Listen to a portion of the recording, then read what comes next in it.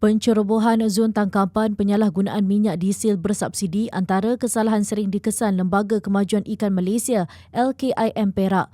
Pengarah LKIM Perak Ahmad Zulkifli Ismail berkata, semua nelayan yang melakukan kesalahan itu termasuk penggunaan peralatan penangkapan ikan yang dilarang akan dikenakan tindakan tegas termasuk penangguhan bantuan. Beliau berkata demikian kepada utusan Malaysia selepas mengetuai operasi bersepadu bersama Agensi Penguatkuasaan Maritim Malaysia Maritim Malaysia Zon Kuala Kurau di perairan Kerian dan Larut Matang selama semalam. Turut serta Pengarah Zon Maritim Kuala Kurau, Komander Maritim Muhammad Hairil Othman.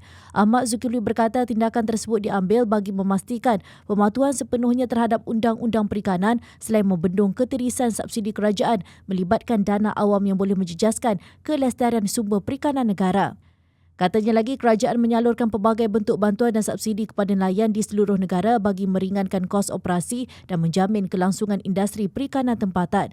Namun, ketirisan dan penyalahgunaan subsidi diesel dikenal pasti sebagai isu nasional yang perlu ditangani secara tegas kerana memberi kesan langsung terhadap keadilan sosial dan keberkesanan dasar bantuan kerajaan.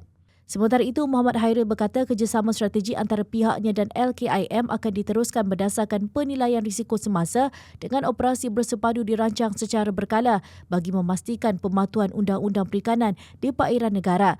Katanya sebanyak 65 kes tangkapan dan rampasan berkaitan pelanggaran Akta Perikanan 1985 direkodkan di perairan Kerian dan Larut Matang sepanjang tahun 2025 dengan 1,700 unit bubu naga telah dilucut hak dan dilupuskan.